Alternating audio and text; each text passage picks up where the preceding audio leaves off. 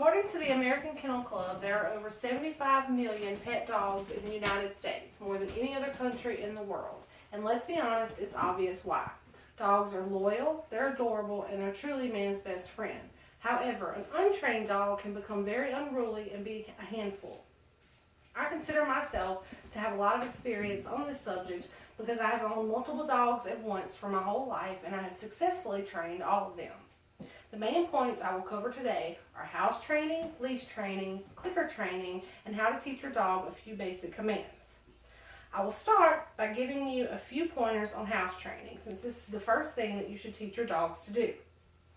When house training, it's very important to stick to a schedule.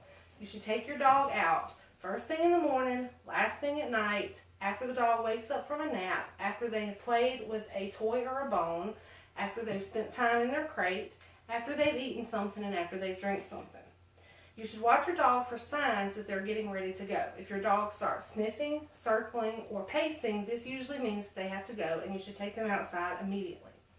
Another tip to use when house training is to pick a word for the action, such as outside or do your business. Use this phrase every time so that your dog will learn it as a command. If you catch your dog in the middle of an accident, say no firmly. Jenna Stragowski at thespruce.com says, never punish your dog by hitting them or pushing their nose into the mess, because this will only teach your dog to fear you. Now that I have told you about house training, I will move on to leash training. When training your dog to use a leash, you should start in an enclosed area such as indoors or in a fenced-in yard. To get your dog into the leash, entice it by reaching out your open hands, petting the dog, and saying good dog. Looks.com says you should always use your dog's name when praising it. When the dog comes, slip the collar on and attach the leash. If your dog is confident in you, he will begin to follow along beside you. Another important thing to remember is not to let your dog chew on a leash. You should always keep a bone or a toy handy whenever you begin leash training. I like to keep something like this. Very simple, very colorful, and it distracts the dog from using the leash as a toy. If that doesn't work, you can try rubbing a deterrent on the leash, such as a bitter apple. Trust me, your dog will not want to chew it if you do that. It is important that you practice with your dog as often as possible. Now I will move on to clicker training. BoulderHumane.org defines clicker training as using a sound such as a click to communicate with your dog.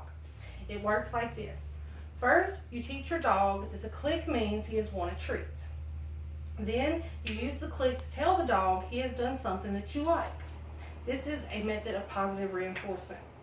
When your dog does a command, click and give a treat. It's very important to remember that every time you click, you must reward the dog. Also, be careful not to click and reward at the same time. The click must come before the treat. You can train yourself to use a counting method when doing the clicking and the treating. For example, click, count 1 Mississippi, and then give the dog the treat. There are a few rules to remember to keep clicker training positive. Number 1, only click once. Number 2, if you click, you must reward. And number 3, do not use the clicker to call your dog to you. Lastly, I will explain to you how to teach your dog a few basic commands. According to Infographics.com, sit is the most well-known command, with 9 out of 10 dogs knowing how to do it, so I will begin there. When teaching your dog to sit, keep your dog on the left side of you, while gently but firmly pushing its bottom to the floor. Be sure to say the command sit while doing this. It also helps if you point towards the ground. Sometimes dogs are better at noticing visual signals more so than verbal signals.